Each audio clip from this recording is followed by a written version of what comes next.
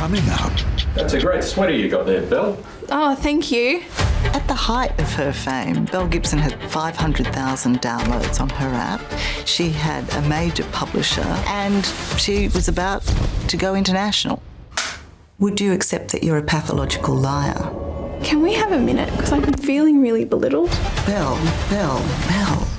please.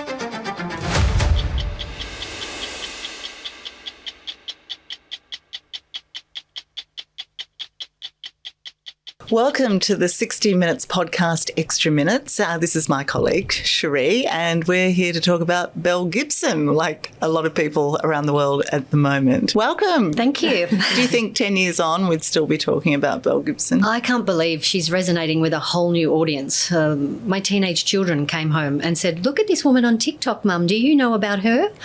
I mean, yes. I was the person who organised the interview to come to 60 Minutes 10 years ago, and we're still talking about it.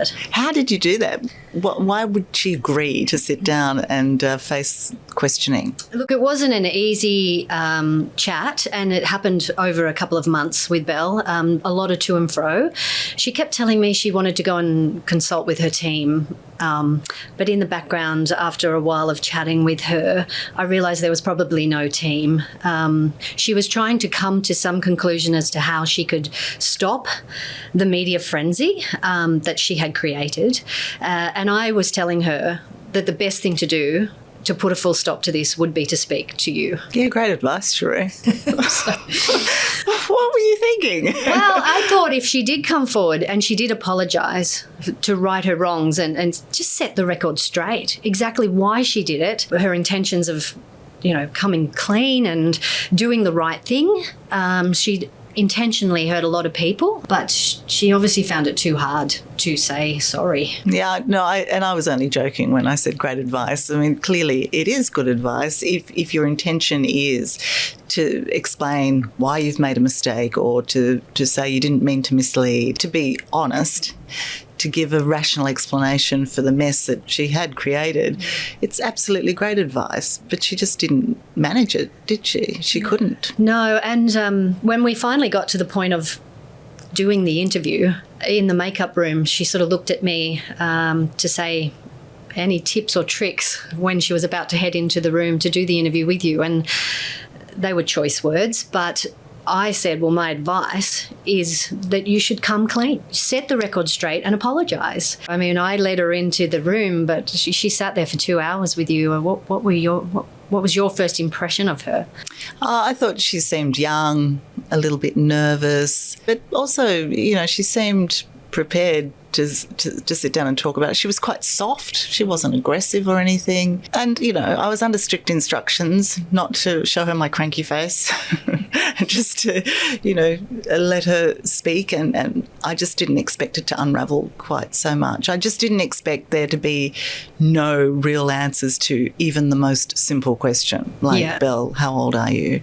It was hard to get the truth, wasn't it? Well, even the language that she uses. I mean, I grew up believing I'm 26, that's not verbatim probably, but I was raised to believe. I was raised to believe I'm 26. I mean, what are you meant to do with that sort of answer? What does that mean? So how old are you? I'm 20. It unravelled in the most extraordinary and unexpected way. Was it frustrating for you, like when you can't get a straight answer? Of course, and confounding, and trying to decipher what was real and what wasn't. I walked away with a massive headache because I think, like most people who live in some sort of fantasy world, they start their stories with a grain of truth.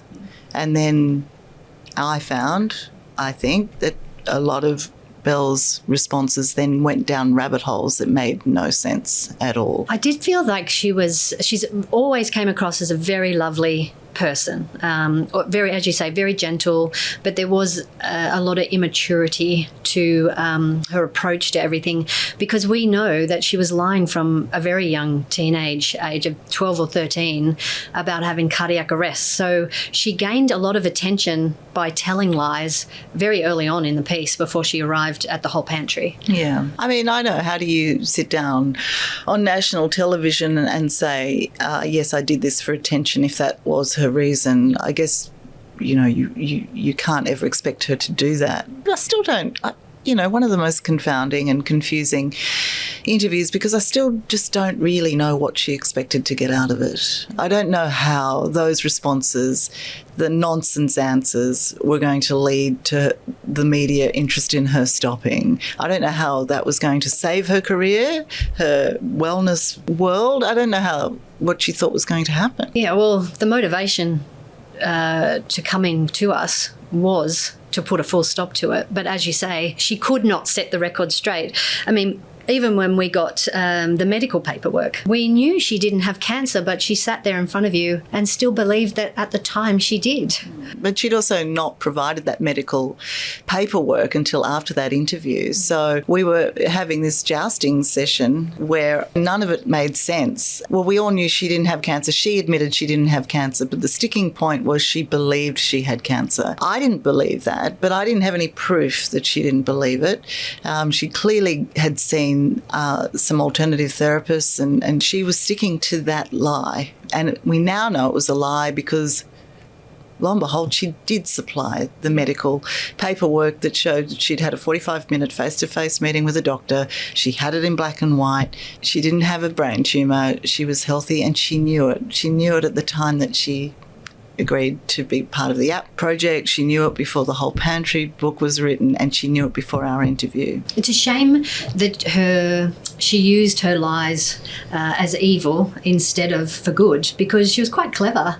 At the birth of Instagram, she really knew how to work it and build a community, and she had that idea for the whole pantry, but she didn't need to lie to marry the two things together to be successful. It's sad what she did. Yeah. Look, I think we tried to give her lots of outs in the interview. I think an understanding that at 23 or 26, whatever her age, that she was young, and that maybe she was dabbling in a world that she didn't fully understand or recognised what the consequences would be. I think that's ridiculous, but it's an out, it's a reason perhaps.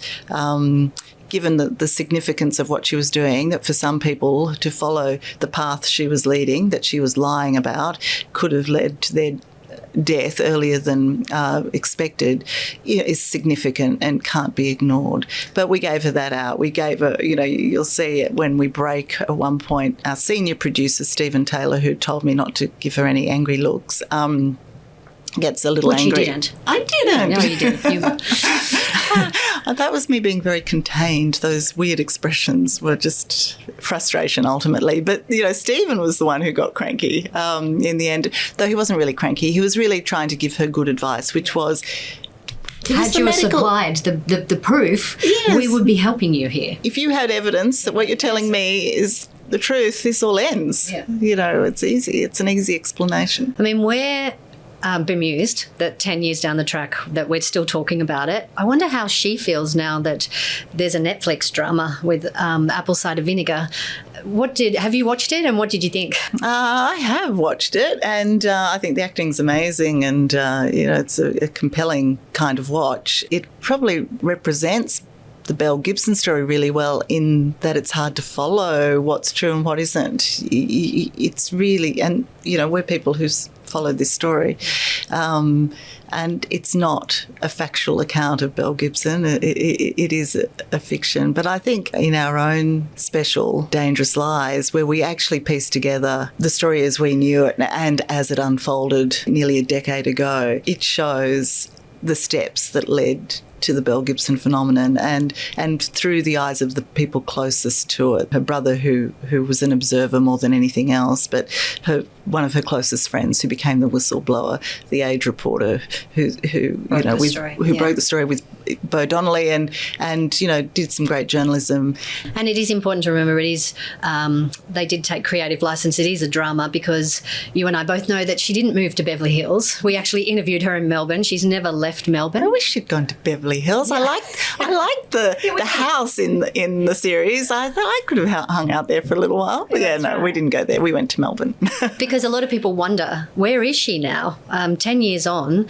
But as far as I know, she's never left Melbourne. She's still there, living with her son and keeping quite a low profile, I would imagine. An even lower profile? Yeah. Well, maybe. Do we know what she does? Do we know how she earns money? No. And I mean, there's a lot of people online who are very cranky with the fact that still to this day, she has not, attempted to pay back any of that fine. And I don't know in terms of what we do about that or what the consequences will be for her. 10 years down the track, it's a story again. I don't think she'll be popping up anywhere. No, I know it was a base fine of $410,000. I think that's gone up with interest. Yeah. I think the Department of Consumer Affairs in Victoria is continuing to pursue her, but not at the federal court level. And there are all those sorts of questions which, unfortunately, we don't have answers to, as, why assets weren't frozen, why she hasn't been made to pay, why she hasn't gone to jail for that. There's still outstanding questions, but she goes on to confound us, Belle Gibson, sadly. I have reached out to her a few times. We wanted to give her a right of reply for our special, but she has never responded in more recently. I did talk to her briefly last year when we were doing the story with her brother Nick, to again offer her a right of reply to see if she'd like to be involved. But she was still her very gentle, polite self and referred me to her lawyers. I mean, I have reached out to her a few times just to make sure that, if she would like to respond to all of this new interest, because it really is blowing up on social media, but she's not replied once. Yeah. I wonder why the world is still so intrigued by her. It's just the lies and the most vulnerable people that she preyed on. Everyone... If you haven't had cancer in your immediate family, you know someone who's had cancer. And it's just really the people she targeted were so vulnerable, and it's kind of unforgivable what she did. Yeah, and I think also the contradiction. She poses as a young, vibrant, likeable, accessible, kind of charismatic person. And people who have no hope saw hope in her. She was young. She's beautiful. She was vibrant. She had a personality. Well, she had health. Yes, yeah. She had health, but what she didn't have was cancer, ever. And for that is quite despicable. Were you happy to work on that story when you look back on it? Yeah, I don't think I realised at the time how big it was going to be. Like, I thought reading in the newspapers, she's another scammer, it's another fraud situation. I didn't realise her tentacles spread so far, and how many people had been affected. Because it was so new, all that social media. I mean, I wasn't across Instagram as well as she was. Maybe I was a bit old, but, she really was widespread. I did really think I could help her, to set the record straight, but she had to have wanted to help herself, and I think she couldn't do it. Well, after the interview, did she feel like she had achieved that? Well, funny, because when I did take her home after the interview, it's normal to just make conversation and small talk, ask her if she was all right. But she was actually unaware of how that interview played out, how she would be seen. She was asking me, how did you think I went? What did you think about the interview? Which, if I was sitting across from you and giving you those answers that she supplied, I would have been worried that I didn't put a full stop. I didn't set the record straight. I didn't do what I came here to do in terms of what her motivation was in arriving on that day. It was funny to see her trying to spin it. Was she still going to survive after that interview? And so she thought she would? You think? Like there was an element of her that believed I think she that thought she did okay. I think she hoped that she'd done enough. But I think the reality would have set in after I dropped her off, that it didn't go the way that she had hoped that morning, But that's on her. She didn't supply documents. She didn't answer questions straight. She didn't really apologise. There was no genuine apology. So I don't know how she thought it was going to go any other way than what it did. Did that speak to an immaturity, though? I mean, did she have any insight? I still wonder some days, did she know the truth? I mean, she should have known the truth. As I say, she had a doctor tell her. She had documents to read. She continued living despite being told she claims to have had a 4-month lifespan. There was a lot of immaturity, I think. And I think she lacked support. Despite Apple Cider Vinegar, the drama saying that she had a team and there was advisors, crisis management people, I don't really think there was. It was a one-girl show. But it was a one-girl show, though, with pretty big backers. We're talking about Apple. We're talking about Penguin, big publishers. She was a great big saleswoman. Companies. Yeah. She had their support. I mean, I think what continues to be confounding about her is that you have this kind of seemingly naive young person with a great dream, a great ability to market herself, and the promise of great health. But then when you look at what was going on behind the scenes, to make that believable, she was befriending people who did have cancer.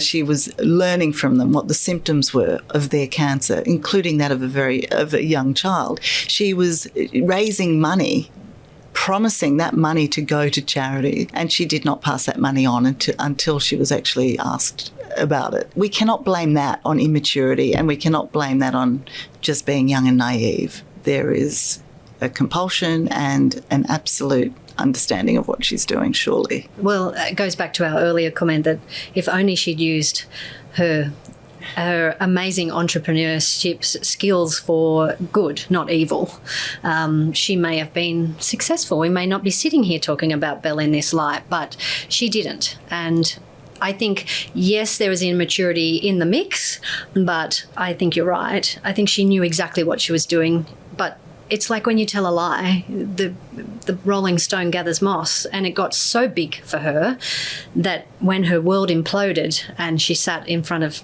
you and 60 Minutes, there was no way out. The immaturity there really showed because she didn't come prepared to that interview.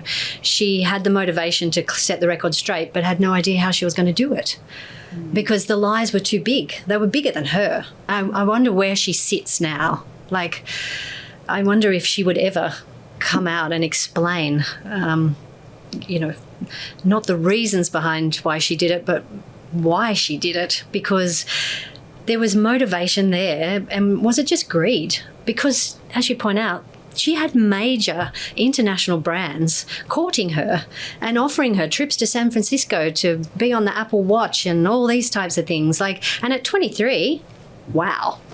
Wow. And now this series. And I think the great thing about the fact that everyone is talking about Belle Gibson, or those interested in watching the series and our special and so forth, is that perhaps it raises awareness about the bigger issue.